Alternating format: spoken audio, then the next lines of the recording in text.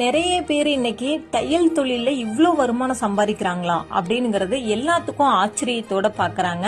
ஆனா முழுமையா அவங்க எந்த அளவுக்கு ஹார்ட் ஒர்க் பண்றாங்க, அதாவது ஒரு நாளைக்கு உங்களைய 1 மணி நேரம் நீங்க உட்கார்ந்த இடத்துல தலையை குமிஞ்சு உட்காருங்க அப்படின்னு சொன்னா உங்களால முடியுமா?